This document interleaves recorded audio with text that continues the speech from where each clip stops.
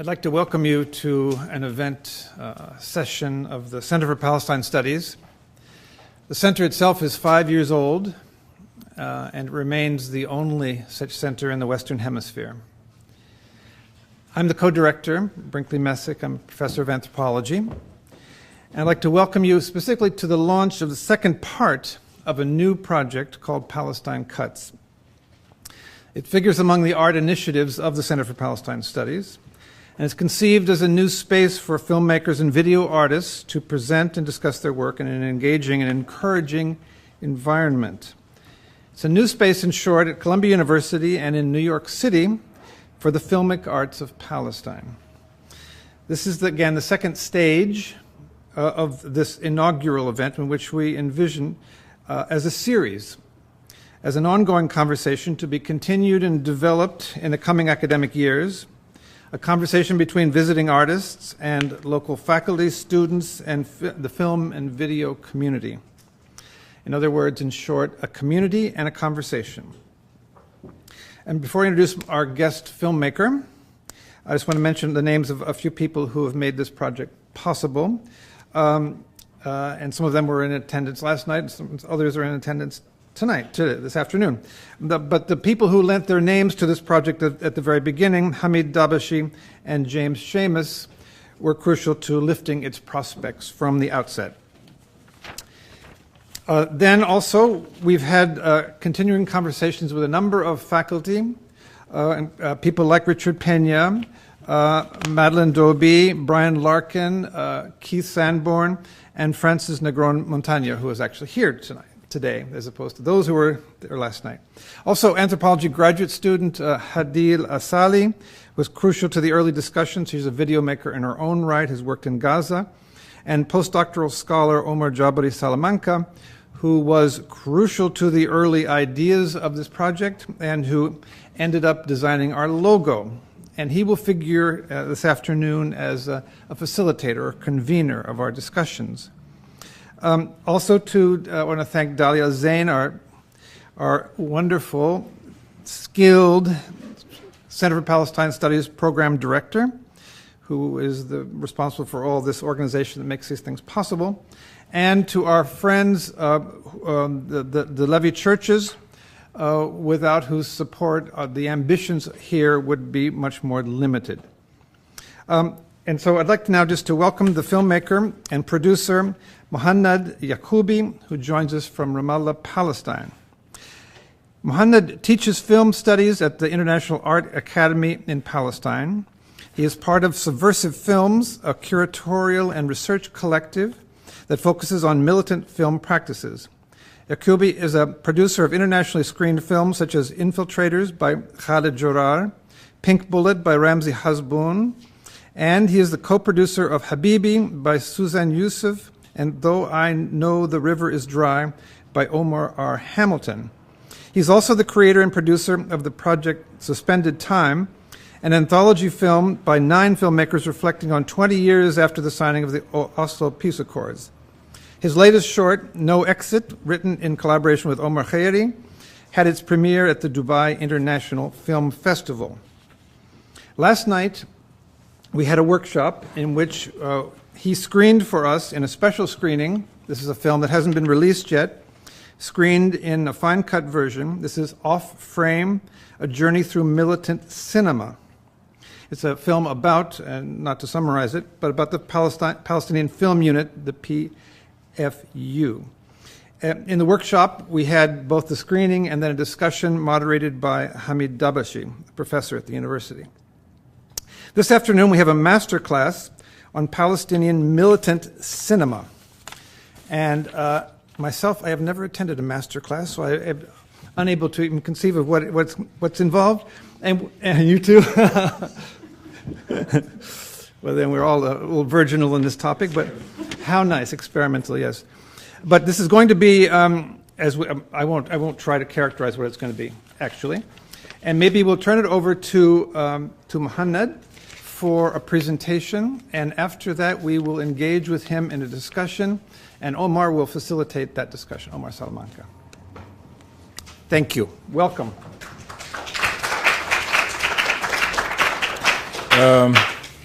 Thanks a lot. And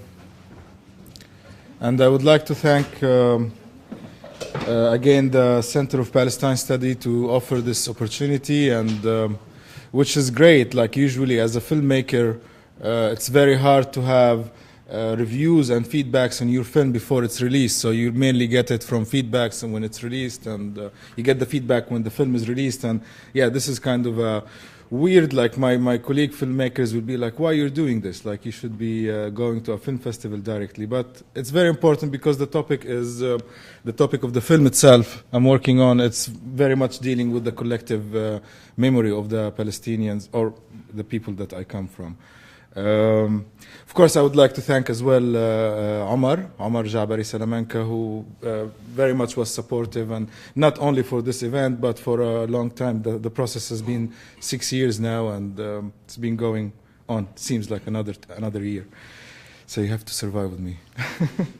Okay, so my name is Mohaned Yaqubi, and I'm a filmmaker. Actually, I'm a mechanical engineer. I graduated as a mechanical engineer from Birzeit University in Ramallah. But I didn't go to my graduation because I was doing my first film.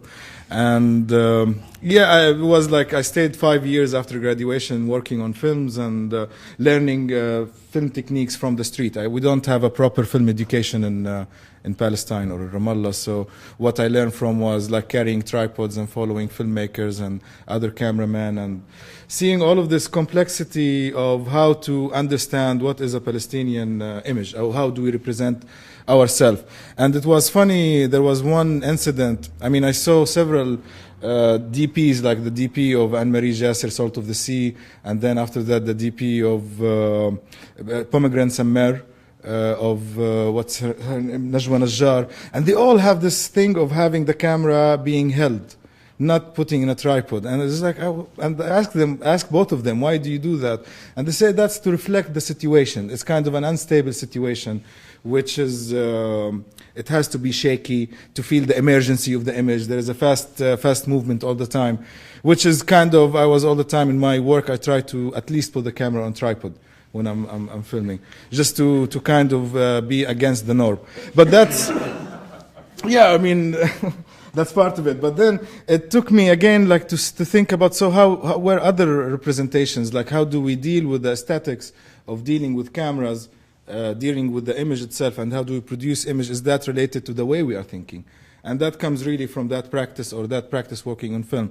It comes to that I come and do a feature film MA in Goldsmith in 2008. It was a great opportunity to be there, but to be discovering a lot of what is happening, especially in the film history. But the striking moment for me was when I discovered that the Palestinian, that there is something for the Palestinian film industry, film scene, that is related to the international. And that happened in a workshop, like a seminar where we were talking about third cinema. I was a big class, like 200 students were there, and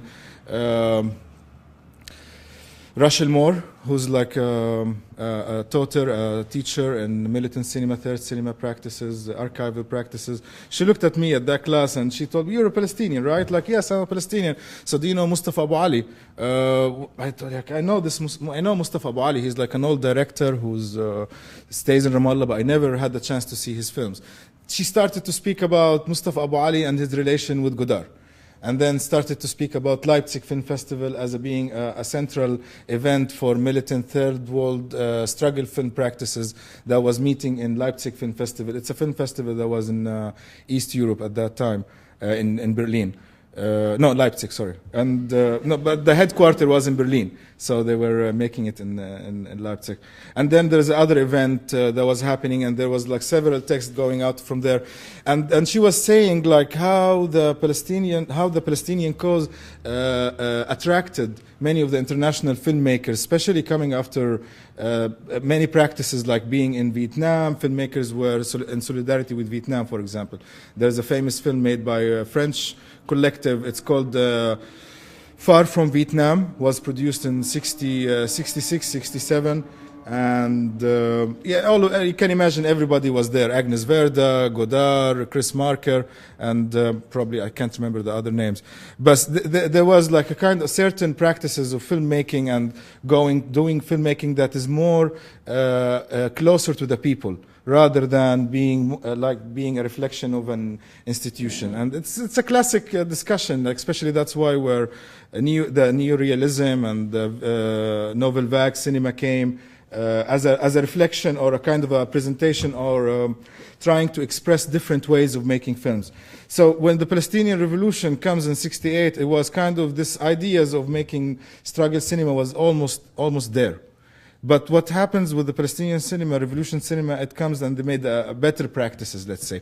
They refined the language and the aesthetics of that. But this is what the thing that I'm going to be speaking about, how the refined aesthetics from the period of '68 till '82 in militant cinema. And that's for me was fascinating to see that now when we're talking about film history, we're not talking about only, we have something in the film history as a Palestinian and as a revolution, because we intersect with many film practices like the landscape cinema in Japan, like with Santiago Alvarez and the Cuban film school that was happening. There were many people who were coming to Beirut especially and practicing filmmaking there, and which somehow created going more into the research. I started to see that there is kind of an underground network happening between all of them, between all of these filmmakers. Like, yeah, you can go get, some would take a camera from the French TV without the head of the TV knowing. They will take it to Palestine.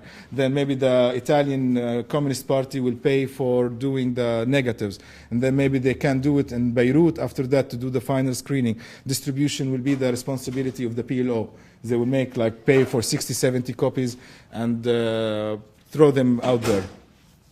But when I started, after that class, I went out from the class and it was very mixed feeling. Why did I grew up in, I didn't grow up within the revolutionary milieu, let's say, and my parents were not involved in this at all. But somehow it felt to me like there's something resonating from the way I'm seeing myself first and the way I'm seeing the things around me that is related to the way there. And starting to research and finding documents and finding papers, it was not an easy thing, especially many things were written in French. I mean, the main source of the experience about that was coming from the Courrier du Cinéma, which is a French notebook or a magazine about cinema that was mainly producing after '68, in May '68, by several groups, including Godard. And so I found this very strange text by Mustafa Abu Ali. It's kind of his diary. I'll read a bit of it, and then we'll see something. He writes, it's mid-1976 now. The airport is closed. We have 15,000 meters of both color negatives and reversal films. There is nowhere in Beirut where we could develop and print these films. Some of these films have been locked up in canisters for 3 months now. Since they were shot, they will definitely be destroyed if they will not develop in fastest time possible. And in 1976, while the civil war was raging, I'm reflecting on that. In 1976, while the civil war was raging across Lebanon, a group of Palestinian and Arab militant filmmakers who formed what was called the Palestine Cinema Institute have been agonizing for months over what to do with thousands of meters of unexposed films they shot during the events of the civil war, with the focus on Tell el-Za'atar massacre. With the intention to make a film, they were desperately searching for means to keep the celluloid material from disintegrating, and a place to finance and develop the negatives.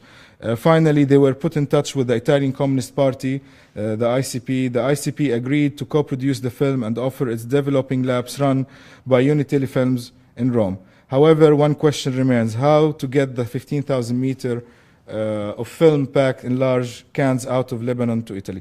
That was actually when we were working on film, I wanted to have something to follow, a journey. It's not only, because it's very hard to transfer a research into kind of a text, unless I'm doing an essay film.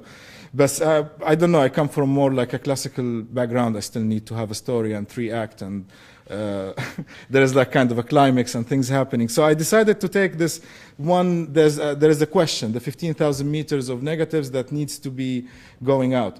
But it's not only that simple. Thinking about it, like, okay, thinking about the dimension of 15,000 meters, that was like around 3 meters, maybe 2 meters half high. It was like almost 1.5 meters. It's more about 500 canisters. It's kind of a big operation to do that. And I started to think, so how does that happen? It doesn't, like, nothing happens just like suddenly. There should be a background. There should be an experience of doing that. And then continue with his diary of Mustafa until he reached to one point talking about that when he were in, they took the negatives, they managed to take it. It's not only him, because there was a work of the institute, and he was the head of the institute, and so there was like other filmmaker like Nabiha Lutfi. She's a Lebanese Egyptian filmmaker. She was also filming with that. There was Jean Shamon, he's a Lebanese director who was from the Lebanese Communist Party. So they were thinking about how can we take it out, and they took it to Saida, where it has the kind of the port for the Palestinian. They built it up after the 75, and Mustafa put these negatives in a small ship that was going to Cyprus, and from there they should be transported to Beirut, to Rome.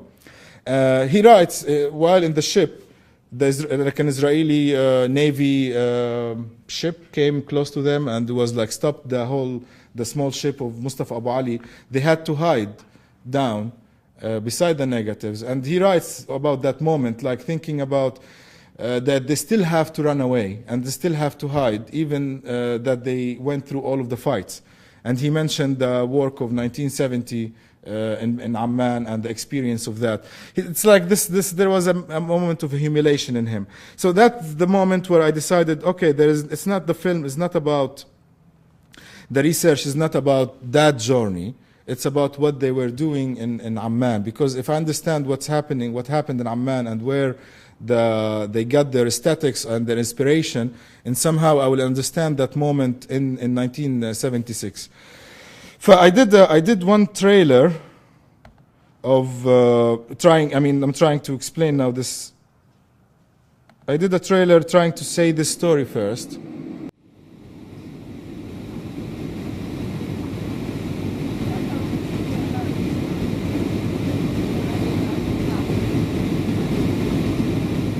أخيراً بعد 24 ساعة وصلنا إلى قبرص. انتظرت أسبوعاً حتى حصلت على مقعد على طائرة متجهة إلى روما. في المطار تحجز الأفلام ويمضي أسبوع على احتجازها، وأنا كمن يجلس على النار. الأفلام ستتلف إذا لم تحمد.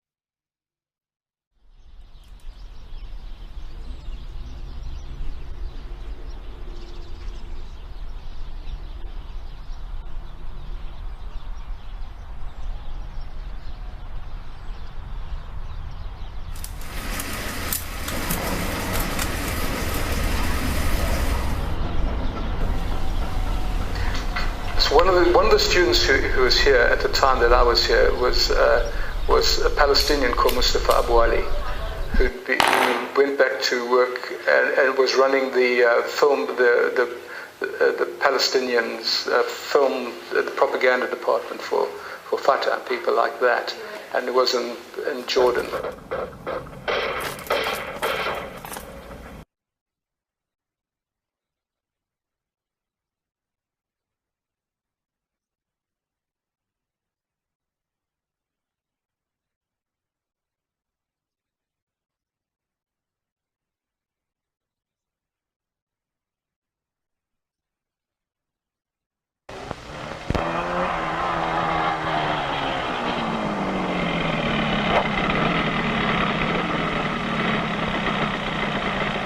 the Palestinian struggle is just a part of the general struggle all over the world against imperialism. It's related to Vietnam, it's related to Laos, to Cuba, to South America, everywhere, and we have to present it that way.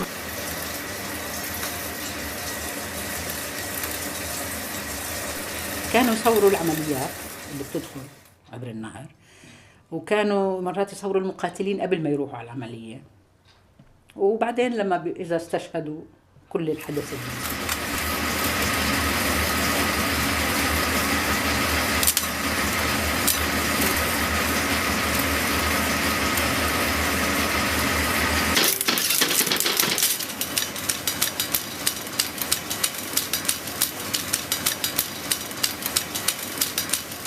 طيب خديجة انترفيو شوت 5 تيك 1.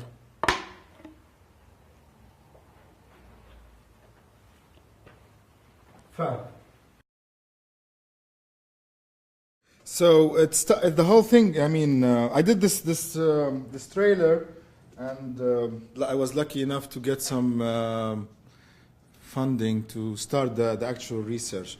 And the actual research for me was like, okay, so what is the moment now? We have. I can't imagine myself. I was trying to put myself in their shoes and imagining if I graduated now from film school in London and I go back to Ramallah and or to Amman and the revolution, or there is a kind of a political movement happening there, what would I be doing?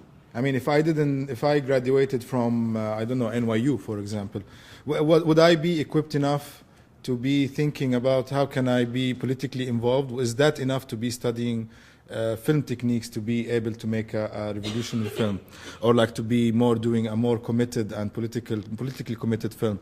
And that's where I started to think about the education. What type of education these guys got?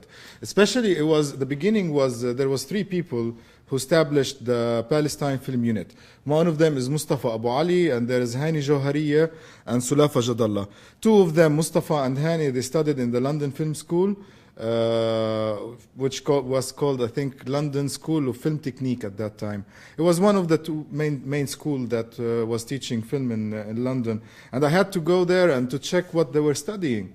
And actually, there's a lot of elements coming from studying in the London Film School, especially that the technique, they're not based on teaching you how to become a cameraman. They based the whole thing, the whole schedule, curriculum of them, that they have 3 years. Every year you do 2 films and you change your position within the film. So, and the first film you're a sound man, the second film you're a cameraman, the third one you might be the script writer, the fourth one the director, the producer. So basically you play within all of this. And there was the introduction at that time, there was the 16mm camera was hot. Like it's the same thing like when the 5D came out. I was like, yeah, when we got the 5D, for example, in 2009, it was a complete shift in the way we're thinking of making films. And I can imagine, because before that, like before the 2009, was like big cameras. It was very expensive to rent, and you need certain people to be running it. But with the 5D came, it was like suddenly affordable, $1,200. You get that camera, and you start making very good quality film, like HD that can compete on any big screen after that. And of course, that changes. For me, I think maybe like the Arab Spring today is related to that technical invention and somehow. Making high quality images through anyone can do that. And this was the same moment in the let's say it started with 1959 with 2 films mainly, which is Shadows by Jean Cassavetes and Breathless by Jean-Luc Godard. With both films, they used the 16mm camera.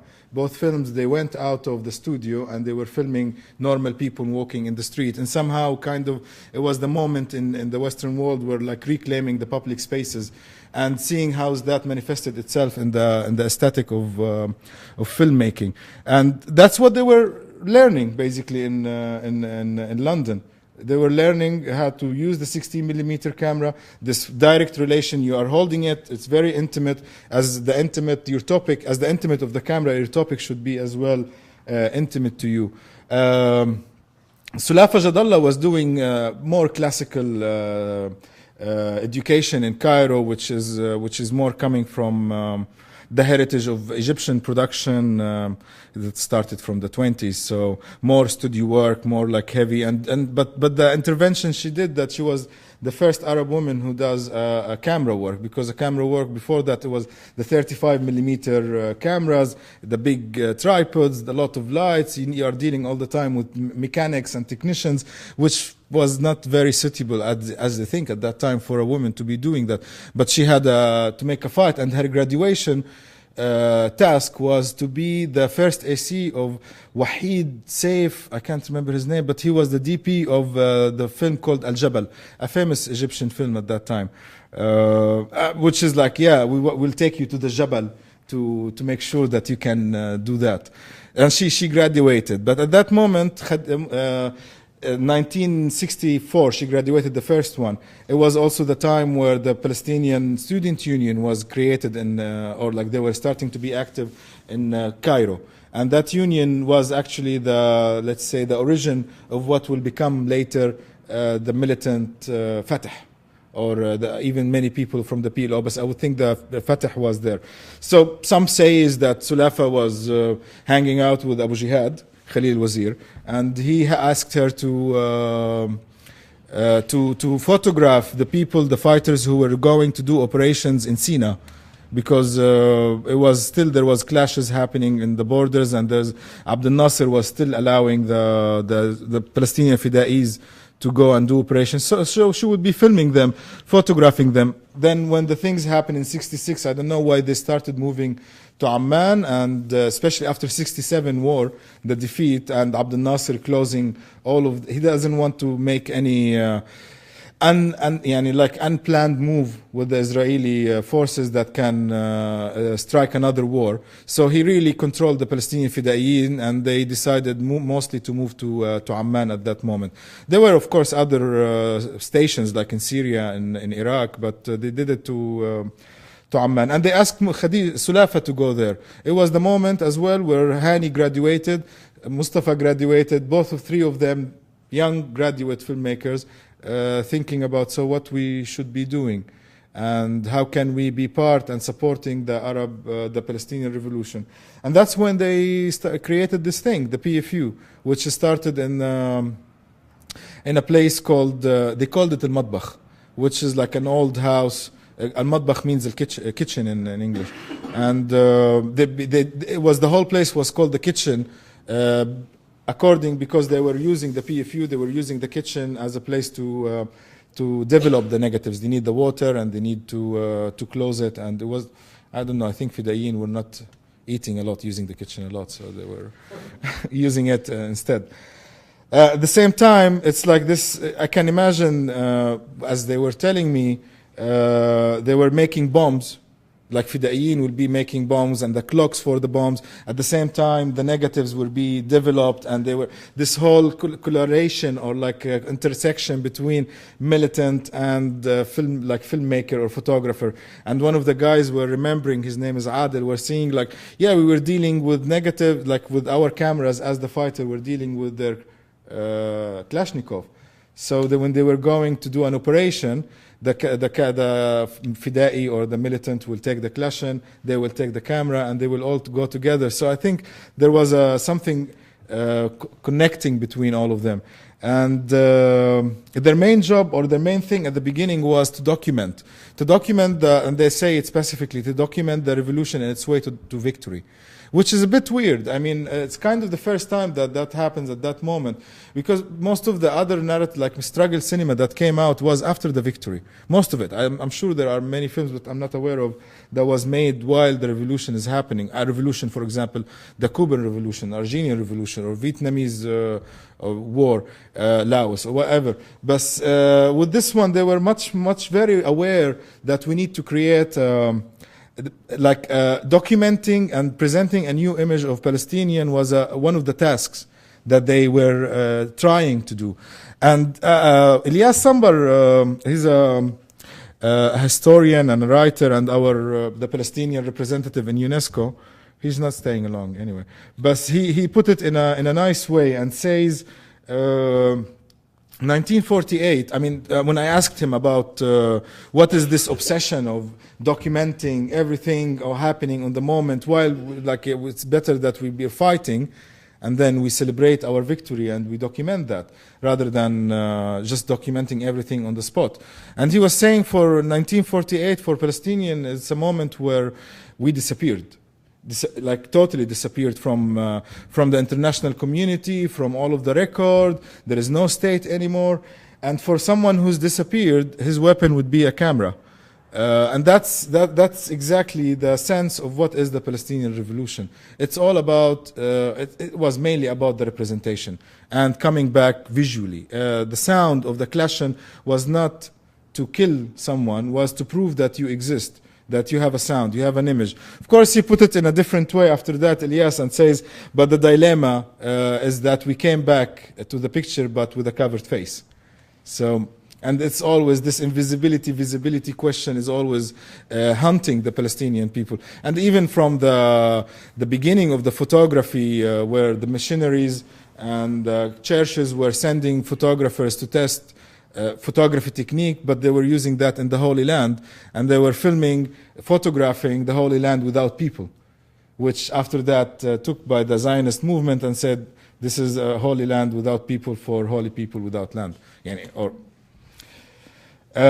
So yeah, and they always have a problem with being visible. I think that's the whole question of the century. So yeah, there was much awareness of that moment, and they were continuing to do that. Of course, many of the aesthetics comes from, and recently we found a notebook, like a dossier made by Hani Joharieh, and it's basically the dossier that he's teaching other militants, because there were three guys. And they didn't have anyone working with them. So what they were doing, they needed to teach other militants. And I remember Ammar Abu Ali, who's the son of Mustafa Abu Ali. He was, when in Beirut, maybe 77 or 78, he was young. He was like 10 years old. But he remembers when he goes to the restroom of the photographers, it's like most of them, one without an eye, there's missing leg, missing hand. So basically there were militants who were getting injured in operation, and so they were challenging them. One will go to radios, one will go to photography, one will go to like writing or a factory or something. So you can see that there was a direct need to educate these militants on how they would present their image. And there is a lot of discussions in that notebook about like if you have like 10-minute reel, because before in 16 millimeter you would have a 10-minute reel. That's the limit that you have, and you only have that 10-minute reel. And there is like a question: what would you do with that if you're in the middle of a battle? How can you document? What are you gonna be filming to make sure that the message is going to be out? I would be fantasizing or thinking about the answers. It would be really beautiful. Like maybe someone will be filming at the sunset and having maybe with this 10-minute reel. And this is it. Yeah, it's all about the editing after that. So yeah. Maybe we'll see something else. They didn't start at the beginning making films. It wasn't the idea of making films as much as it was documenting the events. Like the events were, for example, the biggest event they documented and launched their career, let's say, or this whole thing of militant Palestinian, militant cinema, and got the attention of the international filmmakers to come and get communicated with the Palestinians, and especially with Mustafa and Hani and Sulafa, was the Karame battle, which was 68. Small group of Palestinians decided to stay, and they all get killed, like most of them.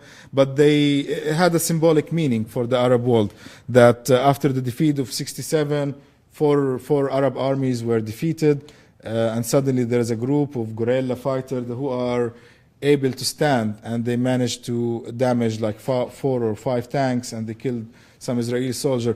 But the thing is, they were waiting for such a moment. The next day, there was a press conference You have Salah Ta'mari, one of the fighters, speaking about, he was the political commissaire at that moment, and speaking to maybe like 20 cameras at that time. There was Mustafa Abu Ali and Hani and Sulafa filming different tanks, and there's like the international media wanted to know about what is happening. So they started to organize. Before that was just like, yeah, they were stealing cameras. They didn't have even cameras. They only had their own personal photography camera, and they didn't have a film camera. The PLO, the leadership, was not really understanding what does it mean to make films into the revolution or to document the events. But after the 68 event in March 68, they suddenly realized that it's very important, because one interview I did was with a guy called Jean-Pierre Olivier de Sardan. He's a visual anthropologist and he lives in Niger now. But in May 68, for example, he was in Paris and he was part of this group called Gauche Proletarian, the left proletarians or something, which is somehow taking the heritage of the Communist Party, but taking it more in a fresh way. So they were organizing the people in the street. But for them, the main question was Palestine. And they got introduced to that through Hamshari, Mahmoud Hamshari, and Azzuddin Qalaq. And so they when he was telling me that when they decided, okay, May 68 happened, they needed to make a film about Palestinian revolution, and there was nothing about that. Mahmoud Hamshari brought him maybe 20 photographs made by Hani Johariya, and he gave it to him. And they made the whole film in Paris. So they put the pictures on the wall, and they were just like scrolling and moving through them. Of course, the film is, I mean, we tried to look for the film together. He doesn't know because it's only screened for several times until 70, and then he got disappointed with this whole revolutionary movement and went to Niger and was teaching more. And he didn't do any other films. So the film basically got lost. But it's very interesting. That was kind of like, okay, we start with photography before we do any negatives or like films. And it was the same thing with the Palestinian militant group, like the PFU. They started with photography, but they didn't thought about making editing until that Roger plan comes. The Roger suggestions after 67 war, there was many talks between the Arabs and the Israelis to get a peace settlement. And Rogers, Walter Rogers, I think his name is, who was the Secretary of State of US, and he proposed this plan. And the plan was making a settlement between the Israelis and the Arabs without mentioning the Palestinian people in it. So again, there is like, we are still invisible. We need to have a more fight to be presented, and people needs to talk, like the international community need to talk to the PLO directly, rather than talking to the Arab movement around them. And then they asked the PFU to make a film. I don't know if they asked them or the PFU themselves. They just documented the demonstration that happened in Amman and Beirut, and they made a film about it. It's called No for Peace Process, La al-Hal al-Silmi. The film is totally lost also, again. There's the early period of the militant cinema. It's very hard to find any of that films. Like the films later on made in late 70s in Beirut, you can find a lot of copies. But that's why, again, why I felt that it's very important to think about or to look at that period in Amman, rather than in Beirut, because Beirut there was like an establishment thing. An established institution. But in Amman, there was like, group of young people who were just like hearing about Mao and the power of people, and like there was some Maoist coming, studied in China and came back, and some people coming from London and studying in France, or they didn't really know what does it mean. What is the type of struggle we want to do? But what they know exactly that they had the people in the refugee camps, which is where they all the time trying to engage them. They didn't need really the image to be engaged, but it was very good to see. They once, Khadija and Mustafa, they were remembering the moment when they screened the No for Peace Process in Amman. And it was a moment where suddenly in refugee camps, I don't know if you know that, in refugee camps, the UNRWA was organizing every Thursday a screening of Egyptian film. On one of the walls of the camp, and mainly it was the school of the camp. And the Egyptian films of that time were kind of, it had everything that the Palestinian miss. It had like the beautiful house, there is a car, there is big dinner parties, the musical. So for them, for kind of the Palestinian refugees in Amman and being the UNRWA, cinema became the place where the dream happens, and somehow. And suddenly they're seeing themselves being replaced. Replaced Farid Shawqi with a Palestinian militant, or Fatin Hamame with a militant female cleaning a gun. And somehow they replaced the idols in the Palestinian mentality, and that's what I don't know if somebody saw, some of you saw the film yesterday when Abu Ammar. I mean, this is the honest thing. Maybe we managed to change the Palestinian from refugees into a freedom fighter, and it's again I would add to that we managed to change the image of the Palestinian from refugees to an image of freedom fighter.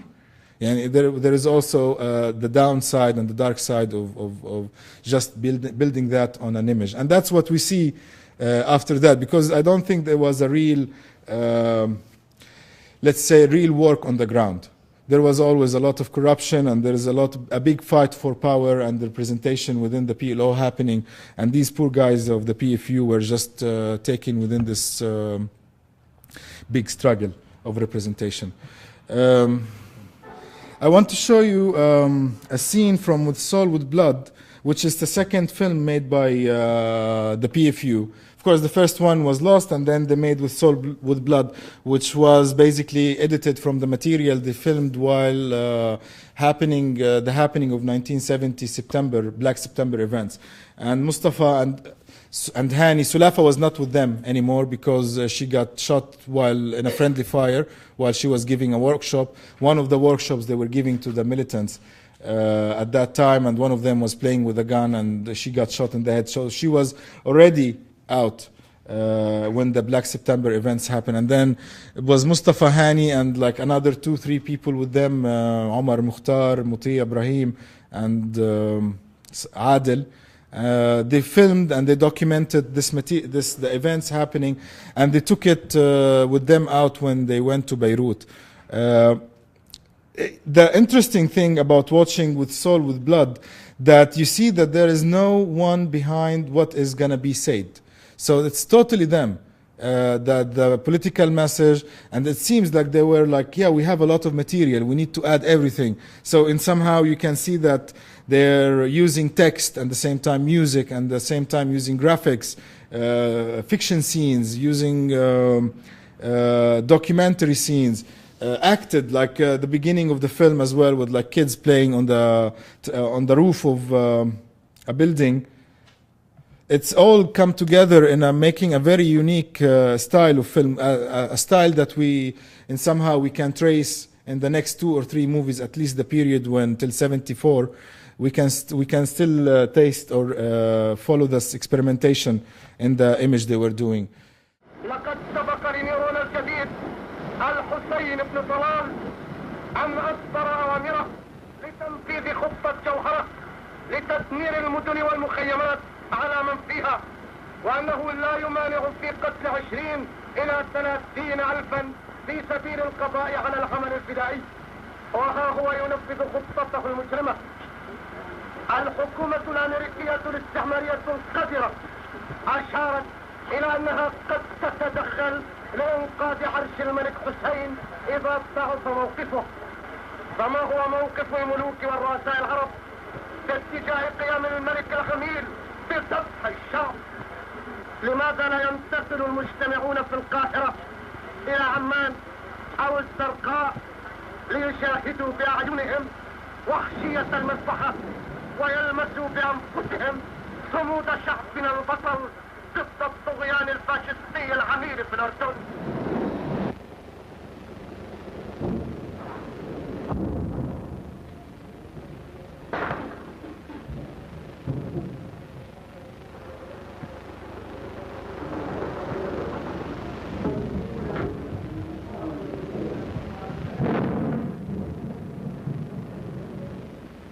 نحن لا نواجه الإمبرياليين وحدهم ولا الصهاينة وحدهم، إنما نواجه معهم فئة المفروض فيها أنها سند لنا وليست عدوا لنا.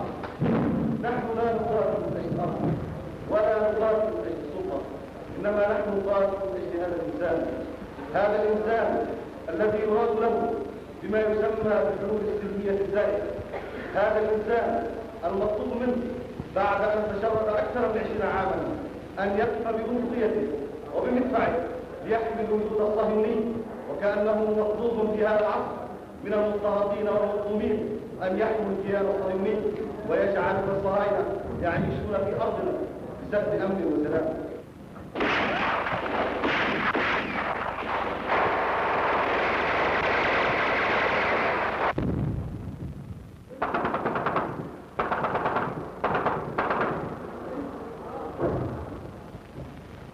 حسب كل شيء العصر الإلكتروني قال لهم في 3 ساعات، والعصر الإلكتروني قال لهم الجيوب بنخلصها في 3 أيام، ولكن العصر الإلكتروني لا يستطيع أن يحسب إرادة شعب وإرادة أمة. Of course, this film is prevented from being screened in Beirut, in Amman, I mean, because it's very much criticizing the Jordanian regime. And actually, Mustafa Abu Ali had a lot of problems to come back after the 82 to go back, live back again in Amman. And when he had finally the chance to make a meeting with Jordanian intelligence, he told them, like, many people who were involved in the Black September, I didn't carry a gun even. So why are you making a lot of problems for me? And they said, who shot on us, we shot on him. But you did a film that we can't answer on it till now. So that's why even in Amman period, he was really restricted of traveling. He couldn't go anywhere. He couldn't do anything. And when he went to Ramallah, I think that was his depression. And in Ramallah as well, because we want to keep good relation with the Jordanian regime, we can't screen this film. That's why it's good to be in a free place like here. It's a beautiful film, but it's very, like, thinking about the translation of the film, it's very hard because, as you see, there is the voiceover and there is the text all the time happening. Here's, like, he used some graphics of Nazir Nab'a, who was an artist of that time.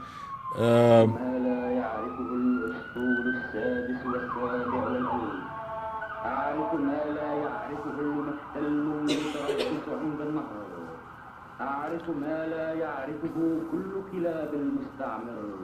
يا أردن الشعب الصامد، يا شعب فلسطين الحر، يا جذعا أخضر، يا مصلوبا يخشاه القاتل حتى الموت. أعرف أن لن تمتد يد نحوه إلا حتى تكسر. يا أردن.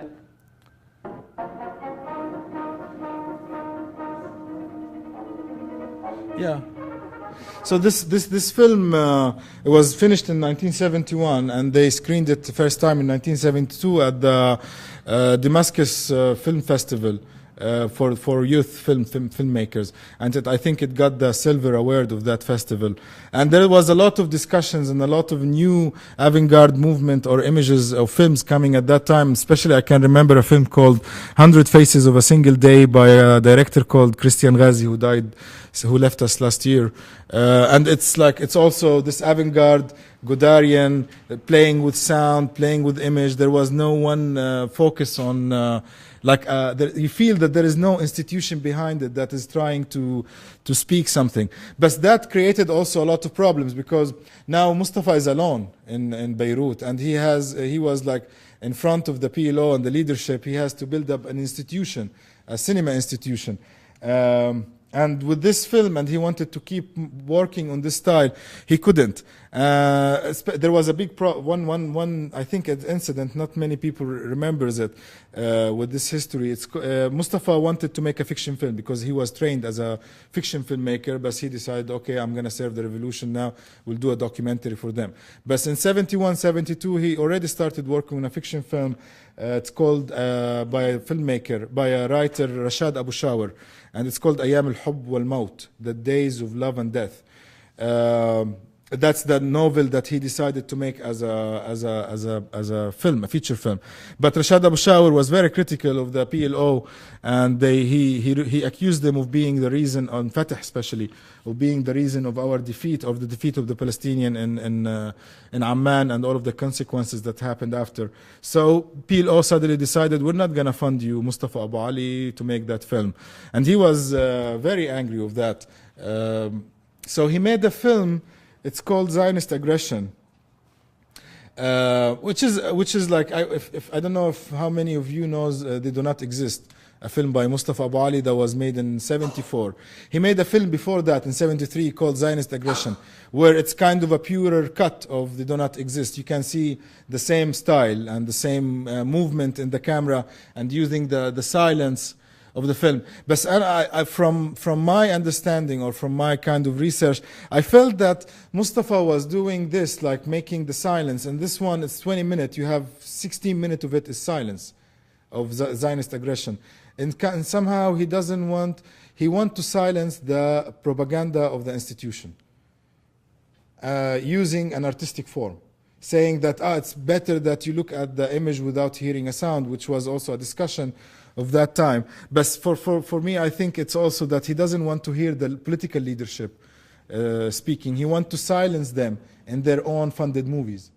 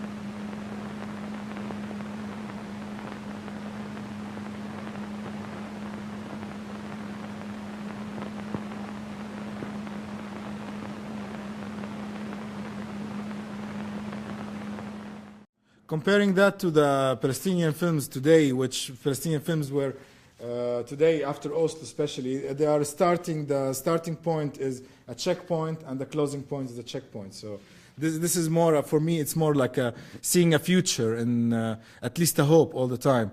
But if I want just to go very fast to see, where is, they do not exist here. This is the, with the last minute, of course, the one that everybody is like saying it's lost. Again, we see here the same thing, the beginning, opening, nice people, nice life, it's very quiet. Music, it's reflects a kind of a relaxing and intimacy. Then we have the attack. Of course, it's better in terms of form and structure. They do not exist because he's using like different types of music as well. And there is a drama element in it where a little girl is sending a gift for a militant fighter to show the community support.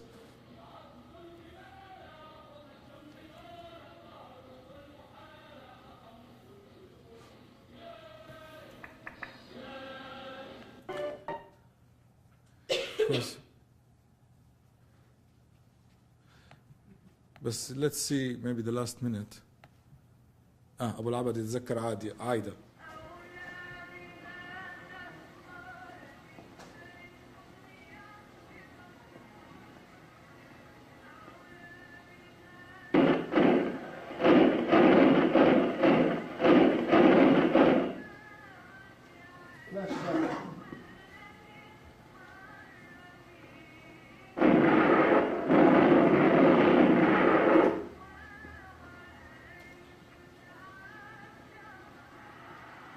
Yeah, and this is the thing, like when I've been working on this one, like especially in European film markets, it's like, so are you going to talk about the propaganda? I'm like, what propaganda? I didn't see any propaganda in their movies. Like, you're talking about the Palestinian militant cinema. But it's not about, for me, it's not about the propaganda as much as the representation of how can you tell your story using what is available in front of you and facing the obstacles in both. And that we are suddenly speaking about ourselves and we don't have equipments to do that. So which create a very interesting format. Now, all of this fight, I mean, this thing with these films and the work that Mustafa, Hani, Sulafa were been doing, of course, it was almost ended with Hani being killed in the Civil War events in 1976. And Hani as well was involved in making this 30,000 meters of negatives. And that's where we come back to the beginning of this talk about what was their experience to go and do such developing these movies. Of course, with the end in '82, this whole thing was disappeared, and it was very hard to take out the negatives from Beirut, at least the original format of these films. But luckily, I mean, they were, and somehow knowing that they were doing something for the future, and they were making 60, 70 copies of each film and sending them all around the world, like for student unions in Chicago or like worker unions in France and fighters in Mozambique. So we can now somehow find many of these copies, and tells us a lot about the international connections with this film. I think I'm gonna end here, and I prefer to go for a discussion. I didn't go into the international connections with like different film groups that are working with them, and to see how these images were transferring in several films. But the only thing that changes is the sound. So like international filmmakers like Godard or Santiago Alvarez or other people would come, Van Kerken, they would be coming and taking negatives and rushes from the PFU, copies of that, and then adding them to their films with a different soundtrack. So it's built on archive. There is an archival process that is happening all the time. And in the film I'm doing off frame, I'm also trying to take this technique and add another sound layer to them. Thanks a lot, and hope it wasn't too long or short. Whatever. Thanks.